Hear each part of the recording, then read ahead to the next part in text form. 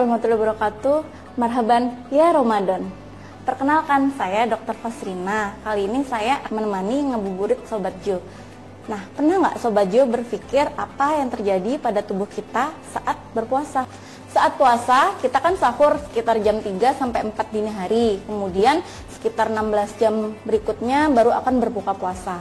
Nah, setelah sahur dalam 4 jam, itu tubuh masih mendapatkan glukosa dari karbohidrat yang kita makan.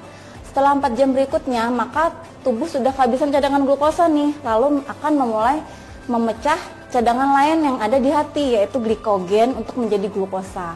Kemudian setelah cadangan glikogen di hati habis, maka akan memecah lemak untuk menjadi glukosa.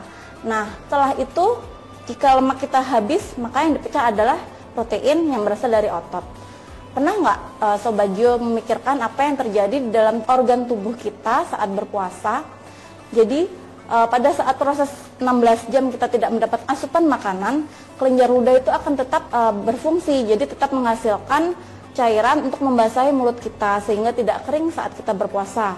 Kemudian di lambung yang biasanya akan mengolah makanan yang kita telan akan bisa beristirahat sehingga menurunkan produksi asam lambungnya. Kemudian usus juga akan beristirahat sehingga hanya bergerak setiap 4 jam. Dan pada saat itu usus besar juga akan menjaga keseimbangan cairan tubuh kita dengan cara mengurangi penyerapan air yang akan dikeluarkan melalui feses dan untuk menjaga keseimbangan cairan di dalam tubuh. Nah, itu yang terjadi dalam organ pencernaan. Kemudian di pankreas yang biasanya akan memproduksi hormon insulin ketika kita makan, insulin keluar. Nah, karena kita tidak makan, hormon insulin itu akan berhenti diproduksi. Sebagai gantinya, nanti yang dipecah adalah glukosa dari hati.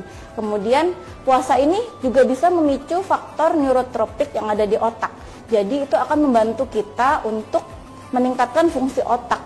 Jadi, daya ingat otak itu akan meningkat, konsentrasi, dan kita akan lebih mudah saat menerima pelajaran atau ilmu baru. Dan itu juga terjadi di organ tubuh yang lain, di sel-sel tubuh yang lain akan terjadi proses regenerasi, perbaruan sel, kemudian terjadi detoksifikasi, jadi racun-racun yang ada dalam tubuh akan dibuang dan dikeluarkan melalui urin ataupun feses yang kita keluarkan. Masya Allah Sobat Jo, jadi Allah tuh sudah menciptakan kita dengan sebaik-baiknya, bahkan memerintah seluruh sel di tubuh kita untuk menyesuaikan dengan keadaan tubuh kita saat kita berpuasa. Maka cara bersyukur kita yang terbaik adalah dengan menjaga asupan makanan kita selama berpuasa, asupan cairan kita penuhi selama berpuasa supaya tidak terjadi dehidrasi. Kemudian pola hidup sehat harus tetap kita lakukan dengan rutin berolahraga, menjaga kualitas tidur dan kebutuhan tidur kita yang cukup. Bahkan setelah Ramadan kita harus tetap mempertahankan pola hidup sehat yang selama ini kita lakukan selama berpuasa. Semoga uraian saya tadi bisa membantu Sobat Jo agar semakin semangat dalam berpuasa dan tetap hidup sehat selama berpuasa. Demikian, Assalamualaikum warahmatullahi wabarakatuh.